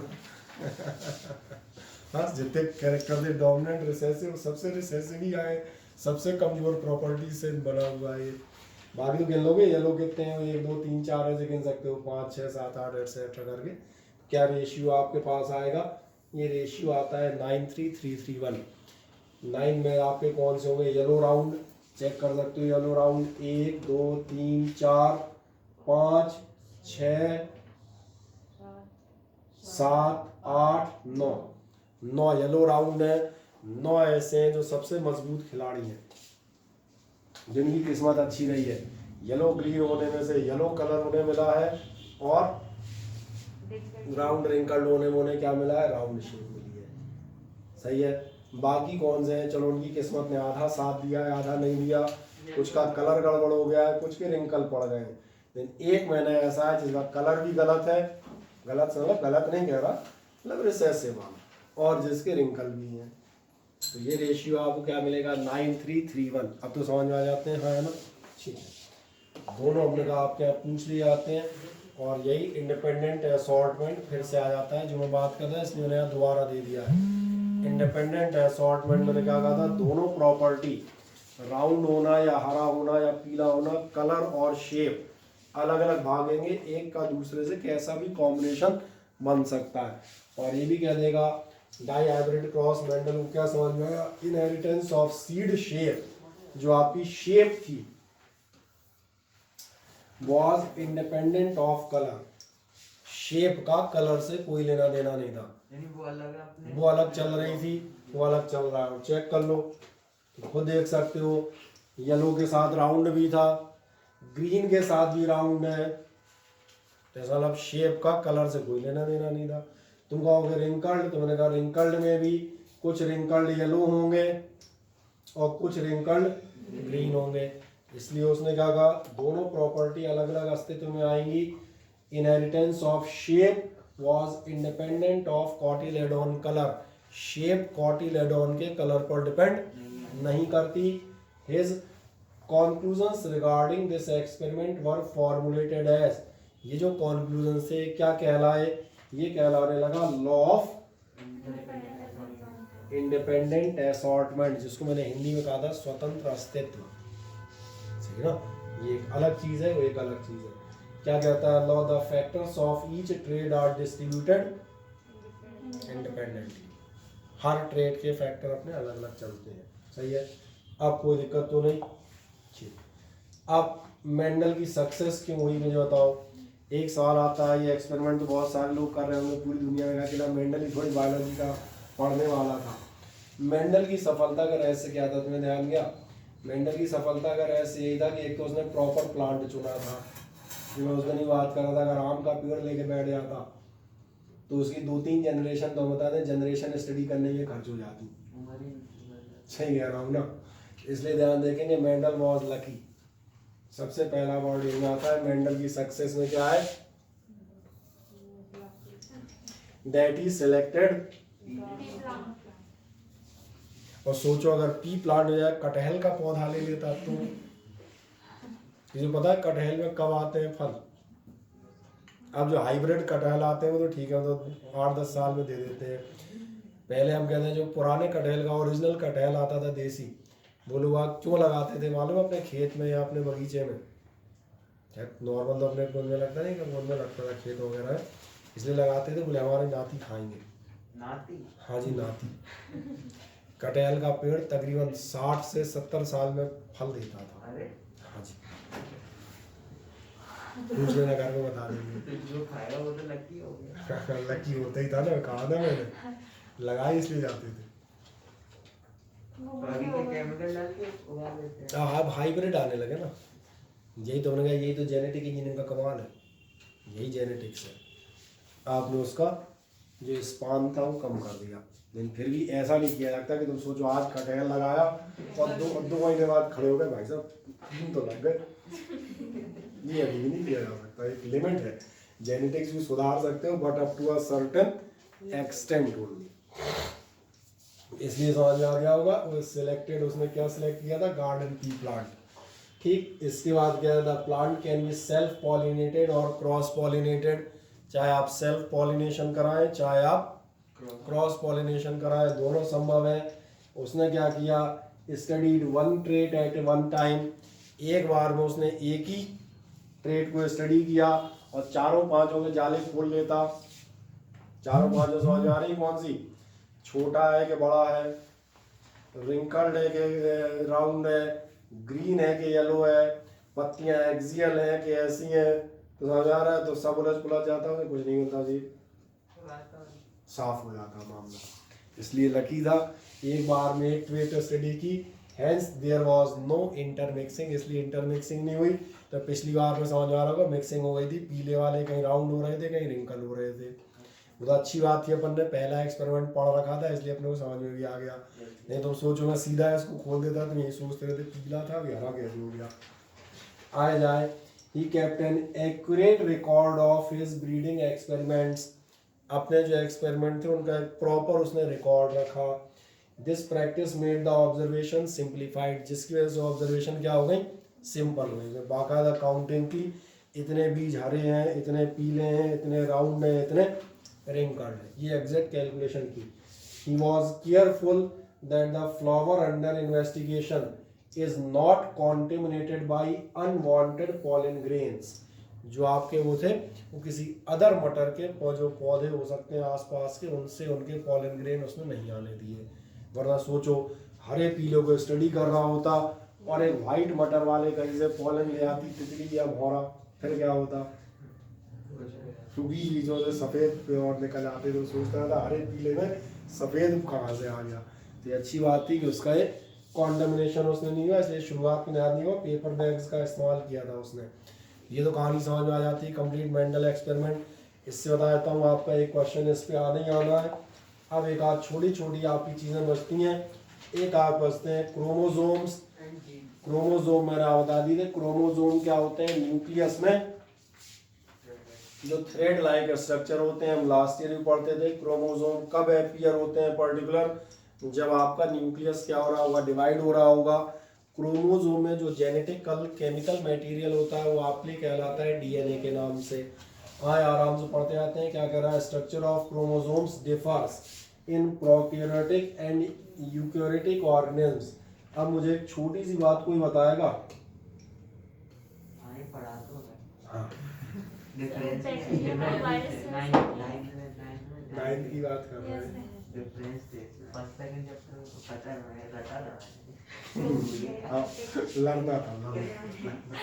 लर्न करते तो आज नहीं गए।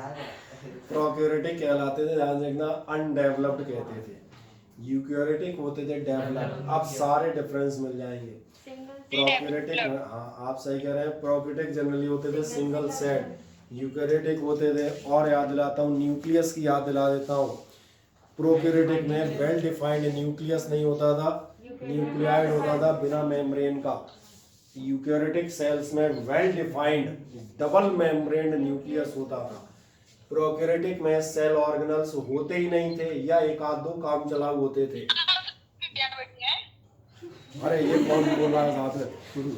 और यूकैरियोटिक में आप देखेंगे सारे सेल ऑर्गेनल्स यानी कि Golgi apparatus, ACR, RER, mitochondria, और भी जो आपने पढ़े हैं प्लास्टिड्स, व सारे जिनमें पाए जाएंगे। इसलिए मैंने कहा था डेवलप्ड और अनडेवलप्ड का सीधा सीधा मीनिंग था। दोनों में अंतर होगा, या समझ में आ रहा है, दोनों क्रोमोसोम अलग अलग टाइप के होंगे। मेन पॉइंट्स बताए गए, chromosomes are present inside the cell nucleus. Chromosome कहाँ पाए जाते हैं, सेल के न्यूक्लियस के अंदर पाए जाते हैं। These chromosome occur in pair, pair में मिलते हैं। ये तुम कब से पढ़ते आ रहे हो, अभी पिछले 4 दिन से, ये हमेशा कैसे मिलेंगे, पेयर। चाहे ये ले लो, चाहे मैंने कहा ये ले लो, और मैं तो कह रहा हूँ हेट्रोजाइगस भी ले लो, कोई दिक्कत नहीं। चाहे होमो और चाहे हेट्रोजाइगस, आप कोई सा भी ले, होगा पेयर, ये कंफर्म है। ठीक, the paired condition of chromosome is called diploid. Diploid ध्यान रखना, किसी भी क्रोमोसोम को जो पेयर बनता है डाइप्लॉइड होता है। आपकी बॉडी में जितने भी सेल्स हैं वो सब डाइप्लॉइड होते हैं, केवल एक सेल ऐसा है जो हाफ होता है, और वो कौन सा हैप्लॉइड सेल होते हैं, वो होते हैं गैमेट्स। गैमेट्स याद है जिनकी हम बात कर रहे थे, जैसे आपके लिए मेल गैमेट्स का मैंने नाम लिया था, मान चले स्पर्म्स, और फीमेल गैमेट में मैंने कहा था ओवा या एब्यूल। ये हाफ होते हैं। ये हाफ क्यों होते हैं? क्योंकि भैया इन्हें एक नए जीव को जन्म देना होता है। अगर ये दोनों पूरे होंगे तो नया कैसे डेवलप होगा? तो दोनों हाफ होते हैं। जैसे ध्यान देखना, एक आर इधर से आएगा और एक आर या आर जो भी आए वो इधर से आएगा, चाहे छोटा आपने चाहे बड़ा। Half and half. केवल गैमेट्स आपके कैसे होते हैं? बड़ा अपना माइक यूज करें।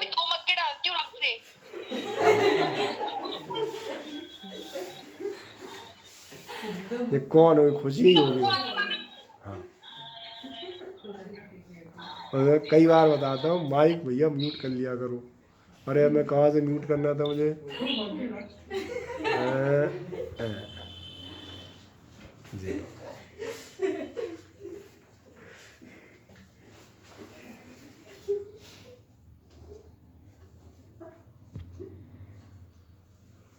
ठीक है।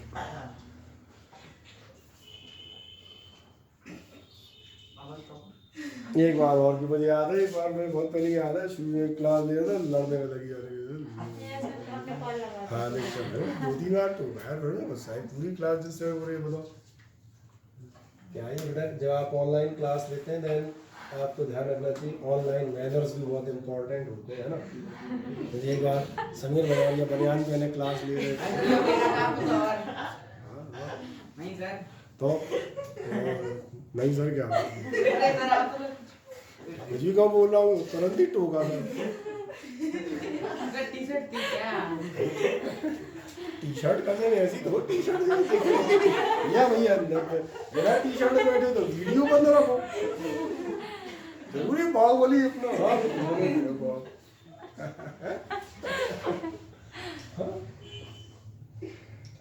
नेक्स्ट जाएंगे। मैंने कहा था अब क्या होगा, जो हम बात करें तो समझ में आते हैं। अब गैमेट्स की बात करेंगे। गैमेट्स है अनपेयर्ड क्रोमोसोम्स। मैंने अनपेयर्ड होंगे या तो कैपिटल टी या स्मॉल टी, कैपिटल आर या स्मॉल आर, या जो हम बात कर रहे थे मेल और फीमेल तो या तो एक्स या वाई। अब इनमें जो मीट करेगा उसके अकॉर्डिंग अगला वो बनेगा। डबल, ये हमेशा पेयर होंगे। जो पेयर होगा हमेशा क्या कहलाएगा? डायप्लॉइड। देखें यहाँ से ये कह रहे थे the paired condition of chromosome, ये डायप्लॉइड कहलाएगी। हैप्लॉइड कौन कहलाएंगे? जो गैमेट्स होंगे जिनमें एक कोई पाया जाएगा। ठीक है ना। और वो भी देखें ध्यान से, इधर देखो बहुत ध्यान देखना, गैमेट्स हैव अनपेयर्ड क्रोमोसोम और इसलिए इनको आप क्या कहते हैं? ये रहा। For example the diploid chromosome number in human bodies 46। अपनी बॉडी में कितने होते हैं? 23 पेयर होते हैं। सिंपल भाषा में कहते हैं टोटल 46, मतलब in the gametes this is 23 और गैमेट्स में कितने होंगे? 23। क्योंकि जो मेरी बॉडी है मान लीजिए इसमें 46 है, 46 मतलब 23 पेयर। ये पेयर कहाँ से बने? इनमें से 23 आधे 23 मतलब नाक का शेप, कान का हाइट, ये आधे 23 आए फादर से और ऐसे ही आधे 23 आए, तब जाके मेरी एक सेल कंप्लीट हुई। समझ आ रहा? जब ये 23 एंड 23 आएंगे तब एक सेल कंप्लीट होगी। फिर उस सेल के डिवीजन से मेरी पूरी बॉडी धीरे धीरे आगे बनती गई। हाँ, अब तुम कहोगे इसमें हाइट, कलर और ये सब जो है वो कौन से आए? तो उसका जवाब आपको पहले से मालूम है। कुछ कैरेक्टर इधर से थे, कुछ इधर से, कुछ इनके डोमिनेंट थे मेरी मदर के तो वो अलग दिखे, और कुछ फादर के डोमिनेंट कैरेक्टर्स थे वो अलग हो गए। तो जो इनका हम कहते हैं, और सर जो रिसेसिव भी तो हो सकते हैं। नहीं, जो रिसेसिव थे ना, रिसेसिव भैया पेयर में तो दोनों होंगे ना। एक डोमिनेंट होगा तो उसके अगेंस्ट दूसरा रिसेसिव ही आया होगा ना। जो पावरफुल होगा वो आएगा, जो पावरफुल होगा वो दिखेगा, आएगा नहीं, आएंगे तो दोनों, वो दिखेगा। सही है ना। अब आप जाएंगे अगला 23 आपको मिल जाते हैं। The two chromosomes of a pair are exactly similar in shape. कोई भी पेयर के जो दो क्रोमोसोम होंगे, ध्यान रखना, ऐसा मत सोचना कि मैंने ऐसा लिखा था तो बोलिए एक क्रोमोसोम बड़ा होगा और एक क्रोमोसोम पिद्दी सा होगा। दोनों क्रोमोसोम बराबर के होते हैं एग्जैक्टली। नेचर वाइज डोमिनेंट और रिसेसिव होते हैं, समझ लेना। तुमने कहा था आप ये कैपिटल टी से लिखा है तो एक मोटा तगड़ा क्रोमोसोम होगा, एक बोले पतला सा छोटा सा। हाँ तो ऐसा ऐसा समझ लेना। इसलिए कहा शेप और size. For this reason they are called the diploid number of chromosome is specific for a species, किसी भी स्पीशीज में कितने क्रोमोसोम होंगे ये हर स्पीशीज के अलग अलग होते हैं, डिपेंड करता है किसकी आप बात कर रहे हैं। और जाए अपन बात करेंगे ह्यूमन की, नॉर्मल डाइप्लॉयड क्रोमोसोम अपन में कितने होते हैं, they are in form of 23 pair, से तो समझ में आ गया होगा 23 पेयर बन जाएंगे। इनमें से 23 पेयर ध्यान रखना, आपके 22 पेयर क्या कहलाते हैं, ये कहलाते हैं ऑटोसोम्स, ये नाम याद रखिएगा ऑटोसोम्स। जो फिर मैं रिपीट कर दूं, जो आपकी हाइट, स्किन कलर, आंखों का रंग, ये सारी चीजें डिसाइड करेंगे। और एक पेयर जो है वो कहाँ गया, थोड़ा सा one pair of sex chromosome, जो आपका क्या कहलाता है, हेट्रोसोम्स। और ये आपका मेल या फीमेल होना डिसाइड करते हैं। The sex chromosome in females are similar, XX designate किए जाते हैं, बट इन मेल्स डिसिमिलर होते हैं, और उन्हें आप क्या डिजाइनेट करते हो, आपने डेजिग्नेट करते हैं XY। ये भी हम चर्चा कर चुके हैं, तो अब ये कोई नई बात नहीं रही, ठीक है। और बढ़ जाएंगे, जीन्स क्या होते हैं, आपको जीन्स मालूम थे, चर्चा तो हम कहते हैं हर बार मैं वैसे ही करता गया हूँ, मैंने कहा था लास्ट में सब बीच में वर्ड आते थे, वैसे ही समझा देते हैं। जीन क्या कहेगा, which passes from one generation to the next generation, एक से दूसरी जनरेशन में जाएगी, काय के थ्रू जाती है, तो वो भी मालूम है, ये पास ओवर होती है through the gametes and controls the expression of a character. और किसी भी कैरेक्टर एक्सप्रेस होगा या नहीं होगा इसको कंट्रोल करती है। कोई भी कैरेक्टर, मतलब अगर आपकी भाषा में बात कर रहे हैं तो हाइट, आंखों का रंग, बालों का डिजाइन, और भी हम नाक, फेस फीचर्स, ये सब जो डिसाइड करता है। ठीक, एक मिनट,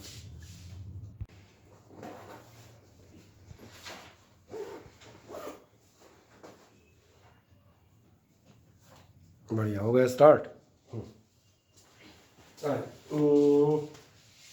क्या चीज बताए थे, ओके।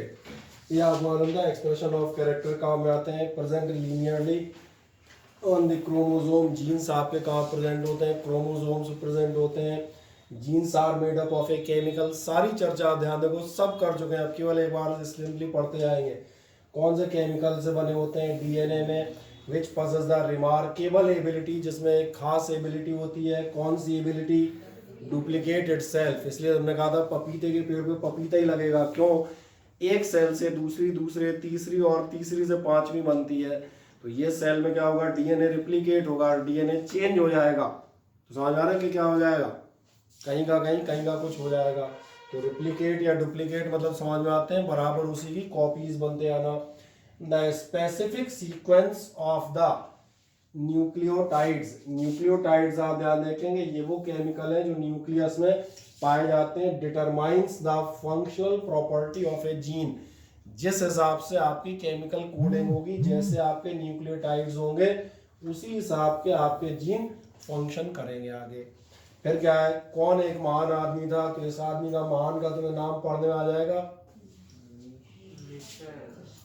ठीक है, इसका जो है जार को मैशर पढ़ना, ठीक है। और वहाँ नहीं तो उसका मिक्सचर तो बना दोगे, मैंने कौन था, बोले मिक्सचर मैंने कहा मैशर वाज द, कहा गया अपन, फर्स्ट टू आइसोलेट डीएनए, पहला आदमी था जिसने डीएनए को आइसोलेट करके, यानी हम कहते हैं निकाल के न्यूक्लियस में से अलग करके देख पाया था कि ऐसी भी एक चीज होती है। तो खोजकर्ता मान सकते हो was the nucleus from the पस सेल्स, एंड उसने क्या नाम दिया था, न्यूक्लिन, और nucleic acid because of its acidic nature, उसी ने नाम दिया था न्यूक्लिक एसिड है, कारण था का वैसा nature. The gene which decides the appearance of an organism even in the presence of an alternative gene is called dominant gene. अब ये तुम खूब मजे से पढ़ चुके हो, इसे मैं नहीं समझाऊंगा, मैं मना कर देता हूँ, ठीक। The gene which can decide the appearance of an organism only in the presence of an another identical, ठीक है, उसको सही कर लेना, identical gene is called recessive gene. जो दूसरे के उसमें प्रेजेंस में करेगा वो कौन होगा, वो आप पे कहलाएगा recessive. The dominant gene is represented by a capital letter, और corresponding recessive gene is represented by a, अब कोई मत कहना समझो, इसमें कहा इतना हिस्सा ऐसे निकाल दूंगा झट झट झट। अब आप मेन बात करते हैं, किसकी बात करेंगे, डीऑक्सीराइबोज। न्यूक्लिक एसिड, ये आपके यहाँ फिल इन द ब्लैंक में पूछ ले तो इसका नाम आप बताएंगे। अब तो कोई समस्या नहीं, लास्ट राउंड में कोई इसका नाम बता भी रहा था तो हमने कहा था कोई दिक्कत नहीं है, अभी अपन आगे अगले राउंड में नाम तक पहुंच जाएंगे। क्या चीज़ है ये एसिड, ये आप ध्यान देखना, हेलिकली क्वाइल्ड होती है, डबल चेन। अगर आप देखेंगे डीएनए का स्ट्रक्चर आप देखोगे तो डीएनए का स्ट्रक्चर होता है, कहीं है कार्य बेचारा कहाँ चला गया, ये डीएनए होता है। डीएनए में आप देखेंगे इस टाइप के आपके हेलिकल फाइबर्स टाइप नजर आते हैं। ये इनमें तमाम सारे केमिकल्स होते हैं, जैसे इनमें फॉस्फेट होते हैं, डीऑक्सीराइबोज शुगर होती है, और भी इनमें कई चीज होते हैं। हीलिक्स मालूम है जो ऐसी पट्टी सरीखी चलती जाएगी। एक आध नाम आप याद रख सकते हैं, बाकी आपके इतना डिटेल मैंने कहा है नहीं। क्या होगा, डीऑक्सीराइबोज शुगर होगी, और जो स्ट्रैंड होंगे, स्ट्रैंड मतलब ये जिनसे आपस में जुड़े होंगे वो क्या होते हैं, वो होते हैं आपके फॉस्फेट के स्ट्रैंड्स। अभी पहले इस फिगर को अलग दिखा के पहले उधर का हिस्सा पढ़ लेता हूँ, कहाँ थे अपन, यहाँ कहीं पढ़ रहे थे। क्या होते हैं ध्यान देखना, ये क्या डबल चेन होते हैं। क्या होता है इनमें, ध्यान से देखो, इनमें होता है poly D oxy ribo nucleic, तो न्यूक्लियोटाइड। चलो याद और कर दो, अब तो पढ़ दोगे। पॉली मतलब समझ आ रहा होगा, बहुत सारे। पॉली तो इसलिए होता है जो इनमें केमिकल होता है डीऑक्सी राइबो न्यूक्लियोटाइड्स। और क्या होते हैं, मैक्रोमोलिक्यूल। मैक्रोमोलिक्यूल मतलब माइक्रो और मैक्रो, छोटे छोटे मॉलिक्यूल्स होते हैं, which constitute the genetic material of all the organisms. यही वो मटेरियल है जो किसी भी, हम कहते हैं, जीव का जेनेटिक मटेरियल होता है, जो आगे हम कहते हैं उसके फीचर्स या कैरेक्टरिस्टिक्स डिसाइड करता है। तो हल्का सा नाम याद रख सकते हैं, कौन सा मैंने कहा, जो केमिकली उसका नाम दिया मैंने, पॉली डीऑक्सी राइबो न्यूक्लियोटाइड। पढ़ लेंगे, इसलिए उसके मैंने 4 टुकड़े कर दिए कि आपको आसानी से पढ़ने में जाए। बेसिक यूनिट आप देखेंगे यही कहलाती है। डीएनए में जो होती है वो अब बिल्कुल साफ दिख रही होगी, वही बात कर रहे थे। क्या कहलाती है, डीऑक्सी राइबो न्यूक्लियोटाइड्स। पॉली मतलब समझ में आ रहा हूँ, ऐसे पॉली मानो ना बहुत सारा। हर डीऑक्सी राइबो न्यूक्लियोटाइड काय से बना होता है, जो भी पीछे दिखा रहा था काय से बना होता है, पीछे फिगर में दिखाया था, ये बना होता है फॉस्फेट मॉलिक्यूल से, फॉस्फोरिक एसिड H3PO4, और एक होती है इसमें डीऑक्सी राइबोज शुगर। और एक फॉर्मूला इसमें जो भी पावर पॉइंट है इसलिए ऐसा हो गया, तुम्हारी शीट में प्रॉपर लिखा होगा। कैसा लिखा होगा, C5H10O4, ठीक है ना। हाँ, ये कोई कहेगा कि क्या लिखा है C5H10, तो मैंने बता दिया क्योंकि पावर पॉइंट में सफिक्स प्रीफिक्स की सुविधा नहीं है। जाएंगे तो एक तो फॉस्फोरिक एसिड या फॉस्फेट होगा जिसके स्ट्रैंड्स थे, स्ट्रैंड मतलब ऐसे में, और क्या होगा साथ में डीऑक्सी राइबोज शुगर होगी। ये मेन कंटेंट होता है किसी भी आपके डीएनए का। तो छोटी छोटी बातें, और साथ में क्या होगी, एक नाइट्रोजन बेस मौजूद होती है। अगर आप ये नाम याद रख सकते हैं then it is very good. कभी आपसे कोई जनरल नॉलेज पूछता है डीएनए भैया काय का बना होता है, क्या होता है, तो आप एक राउंड अप में छोटी मोटी चीज़ें बता सकते हो। भैया क्या होती है, फॉस्फेट होती है, एक बोले कुछ डीऑक्सी राइबोज शुगर सरी की होती है। फॉर्मूला क्या नाम पढ़ा था, भूल गए, चलता है, कुछ तो बताओगे ना। लास्ट मैंने कहा स्ट्रक्चर ऑफ डीएनए, ये भी हम बात कर ही रहे थे। डीएनए का स्ट्रक्चर किस महान आदमी ने ढूंढा था, वॉटसन एंड क्रिक ने। समझ आएगा, सब जनरल नॉलेज टाइप जानकारी है, क्योंकि बहुत ज्यादा आप समझाने का कार्यक्रम नहीं रह गया। For this they were awarded Nobel prize. अब तुम कहोगे समझाओ, मैंने समझाऊंगा, ठीक है। DNA is a long chain polymer, long chain polymer है। ये चेन अभी आपको ने फिगर में भी दिखाई थी, किसका पॉलीमर है,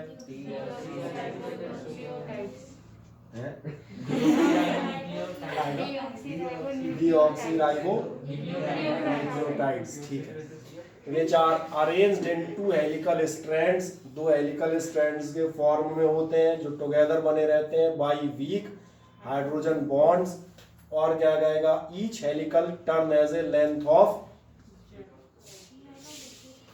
3.5 नैनोमीटर। हाँ 3.5 ही है, 3.4 मतलब 3.5 मान लेंगे, कोई दिक्कत नहीं। इन विच 10 न्यूक्लियोटाइड्स आर प्रेजेंट। कितने न्यूक्लियोटाइड होते हैं, एक उसमें जो है सेट में वो आपके 10 न्यूक्लियोटाइड्स होते हैं। द डीऑक्सीराइबोज शुगर मॉलिक्यूल्स, ये भी अभी पीछे पढ़ रहे थे, C5H10 are linked together through phosphate groups. दो ही चीज़ें बताई थी, फॉस्फेट के ग्रुप्स होते हैं और क्या होती है, शुगर मौजूद होती है, ये आपस में जुड़े होते हैं। लास्ट एक आध चीज़, फंक्शंस, मेन आपसे फंक्शन पूछ सकता है। और एक मजेदार बात है, डीएनए का फंक्शन है, मोटे तौर पे सबको मालूम होगा।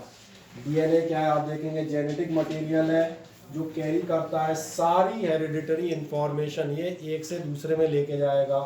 दूसरा जो भी कह रहे थे, पपीते के पेड़ पर पपीता क्यों, तो पहली से दूसरी और दूसरी जो 18वीं सेल बनती है सब एक दूसरे को रिप्लिकेट करेंगी। तो DNA can replicate itself and pass genetic information from one cell to the other daughter cells. और last, DNA controls the activities या reactions in the body. Function याद होंगे, ये जनरली आप क्या पूछ लेते हैं कई बार, फंक्शन डीएनए का नाम बताओ और फंक्शन बताओ। तो नाम तो याद हो जाएगा, फंक्शन और छोटे छोटे दो बता देना। फिगर अब समझ में आ जाता है, यही कहते हैं हेलिकल स्ट्रैंड्स होंगे, क्या होंगे, फॉस्फेट मॉलिक्यूल होंगे और डीऑक्सीराइबोज शुगर होगी। आप किसी को कोई दिक्कत बहुत भयानक वाली नहीं, ठीक है। एग्जाम्पल्स ऑफ जेनेटिक इंजीनियरिंग के एग्जाम्पल क्या है, जेनेटिक एग्जाम्पल है, ध्यान देखना, जैसे जीन ट्रांसप्लांट टेक्निक क्या आपकी हो सकती है, आप बैक्टीरियाज को इंजीनियर कर सकते हो। कैसे इंजीनियर कर सकते हो, फॉर प्रोड्यूसिंग यूजफुल सब्सटेंस। इसका मतलब है बैक्टीरिया ऐसा नहीं नुकसान ही करें, आप उनको अपने हिसाब से इंजीनियर करने वाला, समझ आ रहा है, जैसे मशीनों पे इंजीनियरिंग की जाती है ना, मशीनों की बनावट बदल देना। जेनेटिक्स की हेल्प से आप इंसानों, प्लांट्स की या मैंने कहा बैक्टीरिया की बनावट बदल सकते हैं, that is called the genetical engineering. अब क्या है, इससे क्या हो जाएगा, वो क्या प्रोड्यूस करने लगेंगे, यूजफुल सब्सटेंस, जैसे ई कॉली बैक्टीरिया आप देखेंगे जनरली अपने पेट में तमाम सारे टाइफाइड, सलीके और ऐसी बीमारियां जनरेट करता है। लेकिन आपने क्या किया, उसको डेजिग्नेट किया, काय के लिए प्रोग्राम किया, to make human growth hormones for the treatment of growth deficiencies in children. ऐसे बच्चे जिनको ग्रोथ डिफिशियंसी, मतलब आप ग्रोथ की हिंदी क्या करें, ग्रोथ मतलब तो ग्रोथ ही होता है, बढ़ना, डेवलपमेंट होगा, जो डिफिशियंसी से पीड़ित होते हैं उनको आप ध्यान देखना, ये बैक्टीरिया फायदेमंद होगा। लेकिन ध्यान रखना वो वाला नहीं, कॉली जो इंजीनियर्ड है, ये जेनेटिक ट्रीटमेंट कहलाते हैं। Blood clotting chemicals for haemophilia. Haemophilia याद है आपसे शुरुआत में कहा था, हेरिडिटरी डिसीज है, कहीं ना कहीं आपके जीन्स में गड़बड़ है, इसलिए वो जेनेटिक्स के थ्रू आगे जा रही है, तो ट्रीटमेंट भी तो भैया जेनेटिक्स से ही होगा, ठीक है। Vitamins and vaccines can all B tailor made. अच्छा, आप अंग्रेजी का ज्ञान बता दूं, टेलर मेड मतलब ये नहीं लिखा है दर्जी की दुकान में जाके सिलवाएंगे। टेलर मेड माने समझ आता है, टेलर मेड अपने आप में एक फ्रेज है। टेलर मेड का मतलब होता है अपने हिसाब से बनाना। मेरी बात समझ आ जाती है, नहीं तो कुछ क्या है अनर्थ निकालते हैं बिल्कुल। आगे जगह अच्छा टेलर मेड, बोले कौन से टेलर पे सिलवाते हैं, बैक्टीरिया हम ही सिलवाएंगे। For the human body as they are made by human genes. Clotting chemicals, vaccine, ये सब आप अपने अकॉर्डिंग, ऐसे आपने ध्यान दिया होगा, अभी कोरोना पे टीवी में सुनते रहते होगे, बताते हैं कोरोना के उसमें से जो है जेनेटिक मटेरियल अलग कर रहे हैं, उसी की हेल्प से वैक्सीन बनाएंगे। कैसे, ये देखें ना इस वायरस में क्या प्रॉपर्टीज हैं, अब इसी की हेल्प से उसी के अगेंस्ट वैक्सीन बन जाती है। ये टेलर मेड हो गया। और क्या कहा, further examples of genetic engineering are include bacteria which consume oil spills. Oil spills कहाँ प्रॉब्लम आती है तो मालूम है, समुद्रों में आप देखेंगे तेल के टैंकर जाते हैं, कई बार तेल फैल जाता है, और समुद्र में तेल फैलने का मतलब है हाई डिग्री ऑफ पॉल्यूशन। ऐसे बैक्टीरिया चाहिए जो उस तेल को हटा लेते, खत्म कर देते हैं, डाइजेस्ट कर जाते हैं। इसलिए आप देखोगे ऐसे बैक्टीरिया बनाए गए, एंडोथर्स बनाए गए which give high yields of antibiotics. दवाइयाँ बनाने के लिए आप देखेंगे, एंटीबायोटिक बनाने के लिए आपने बैक्टीरियाज बनाए हैं। और क्या कर रखा है, theoretically it should be possible to implant insulin genes. Insulin याद है काय में काम में आती थी, इंसुलिन जीन्स आप पेशेंट में इम्प्लांट कर दो। क्रॉनिक डायबिटीज थी ना, क्रॉनिक डायबिटीज थी, यानी डायबिटीज की हाई डिग्री से कहा जाए। और क्या होगा, the body cells of diabetics so that they can produce their own insulin. इससे आपकी बॉडी में ये जीन्स पहुंच गए तो अपने आप दोबारा से वो इंसुलिन प्रोड्यूस करने लगेगी। Genetic diseases such as haemophilia could be cured in the same way. ऐसे आप हीमोफीलिया और अदर जेनेटिक डिसीजेस को भी जेनेटिक डिसीज को सर कभी सही नहीं किया जा सकता, नॉर्मल सही नहीं कर सकते, यानी पीढ़ी बाय पीढ़ी यानी ऐसे वो चलती जाएगी। क्योंकि आपने ध्यान दिया वो उसकी दिक्कत कहाँ है, वो आपके डीएनए में ही कोडेड है। आप सारी दवाइयाँ कोई भी दवाई खा रहे हो डीएनए को थोड़ी अफेक्ट करती है। उसका इलाज कौन है, उसका इलाज जेनेटिक ट्रीटमेंट है। जो मैंने कहा था आपकी बॉडी में ऐसे जीन्स डाले जाएंगे जो इंसुलिन प्रोड्यूसिंग है। या तो आप इंसुलिन का इंजेक्शन लेते रहें, इंसुलिन का इंजेक्शन आपके डीएनए को नहीं बदलेगा, तो आप क्या कर रहे हैं, इंसुलिन लेते रहो जब तक जिंदा हो। जो आपकी सेल्स डीएनए ने जो है इंसुलिन प्रोडक्शन बंद कर दिया, वो जीन्स आप अगली जनरेशन को भी दे जाओगे। इलाज मैंने कहा था इसका जेनेटिक्स ही है। आपकी बॉडी में क्या करेंगे, ध्यान देखो, क्या इम्प्लांट करेंगे, इम्प्लांट ही कर देंगे ना ये इंसुलिन जीन्स। अब कहानी खत्म, आपकी बॉडी में इम्प्लांट हो गए इंसुलिन जीन्स, अब अगली जनरेशन में अपने आप चले जाएंगे। तो जीन्स तो अगली में जाने हो गई, समस्या खत्म। यानी बीमारी रहेगी सबकी, नहीं बीमारियां तो रहेंगी। देखो जहाँ जहाँ जहाँ प्रकाश है वहाँ वहाँ अंधेरा जरूर रहेगा। अच्छाई के साथ बुराई तो हमेशा चलती है। कोई सा भी धर्म हो, ईश्वर के साथ शैतान का अस्तित्व मान के ही चलता है, सही ना। Through genetic engineering, it is also possible to correct the defective genes, which can often responsible for many genetic disorders. Genes में हम कहते हैं कोई disorders हैं, उनको अपन correct कर सकते हैं।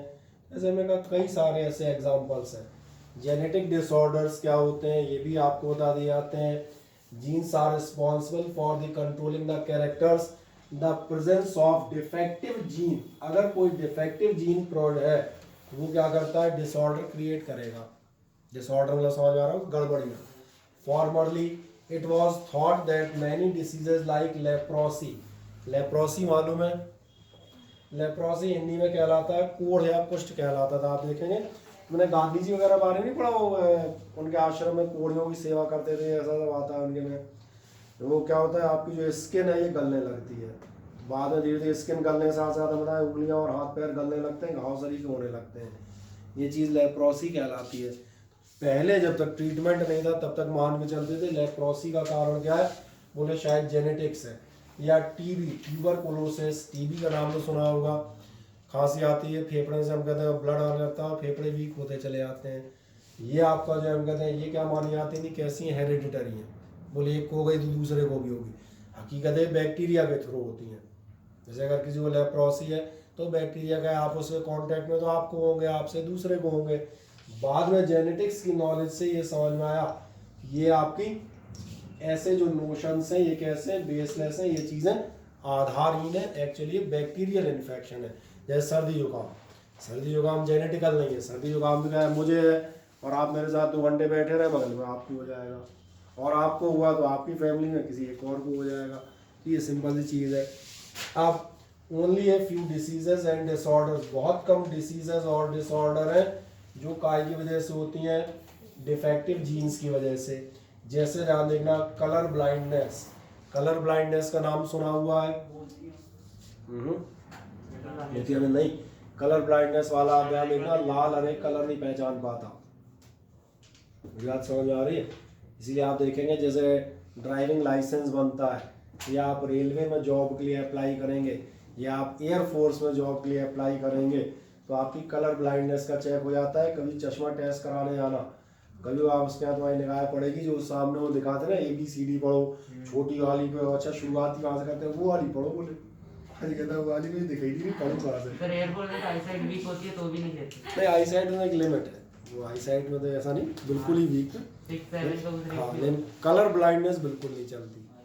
तो आप देखेंगे उस पर आपको लाल हरे नीले पीले कलर की ABCD लिखे देखेंगे। वो समझ आ रहा है क्यों लिख के, वो उनके लिए करते हैं जिनको उन्हें लगता है कलर ब्लाइंड हो सकता है, तो उसका टेस्ट करते हैं। ये काय की वजह से ध्यान देखना ये जेनेटिकल है, समझ आता है। हाँ और ध्यान देखेंगे यही वो तो समझ गए होंगे, इनेबिलिटी टू सी रेड और ग्रीन कलर। ड्राइविंग लाइसेंस में यार रेलवे में क्यों लगती है, समझ में आ रहा है, सिग्नल लाल है क्या। हीमोफीलिया सर रनवे पे भी रहता है सर लाइट वाइट का, पर वो तो हाँ। पायलट्स के लिए होता है ना। पायलट्स के लिए। हाँ, तो फिर ये और जो इंजीनियर्स होते हैं ग्राउंड ड्यूटी वाले, ग्राउंड ड्यूटी में भी तमाम शहरों में, इसलिए कि भैया क्या होता है एयरफोर्स हाँ, और ये आर्मी में किसी में रहते हैं। सिग्नल्स होते हैं। रडार। जैसे सामने से किसी ने लड़ाई में झंडा लहराया, अब वो लहरा रहा है हरा और तुमने कहा लाल, तो दिक्कत हो जाएगी। इसलिए क्या है, कुछ एक चीज़ें छोड़ दो, बहुत ही वैसी बेसिक, बाकी 90% जो जगह उनमें कलर ब्लाइंड नहीं चाहिए, वो आपको चेक करेंगे। ठीक है ना। और क्या होगा, ये तो समझ में आ गया होगा, ये तो हीमोफीलिया तो मालूम था, ये सब आपकी जेनेटिकल डिसीजेज थी। देन एक आपको सेक्स डिटर्मिनेशन, ये भी मैंने बता दिया था, ये तो खुद ही पढ़ सकते हो क्या होगा। ये वही बता रहा है कि सेक्स डिटर्मिनेशन क्या होता है, ये आपकी जो हम कहते हैं क्रोमोसोम पे बेस्ड होती है, किस पर, गैमेट्स पर, और क्रोमोसोम में भी कौन से कहाँ गए बेचारे, ये वही है क्रोमोसोम थ्योरी बता रही है कि वो तो बता ही चुके थे, आपके 23 पेयर होते हैं जिनमें से आपके 22 कहलाते हैं ऑटोसोम, ये पूरा रिपीट है, और एक कहलाता है हेट्रोसोम। हेट्रोसोम कौन सा है, तो ये वाला XX या फिर, और इसमें आप जाएंगे तो बस एक फिगर से आपको बढ़िया क्लियर हो जाएगा 1 मिनट के अंदर। ये लिखा हुआ है कौन कौन से XX है, ये XY है, क्या होंगे, एक X, ये दूसरा X और Y, ये ध्यान है ये दोनों। अब जो आप पूछ रहे थे हैप्लॉइड, अब हैप्लॉइड समझ में आ गया होगा, ये डाइप्लॉइड सेल। लेकिन जो गैमेट है, गैमेट कैसे होते हैं ध्यान जा रहा है, गैमेट आधे होते हैं, और ऐसे ही स्पर्म भी आधा होगा, आधे से मतलब या तो X और या Y।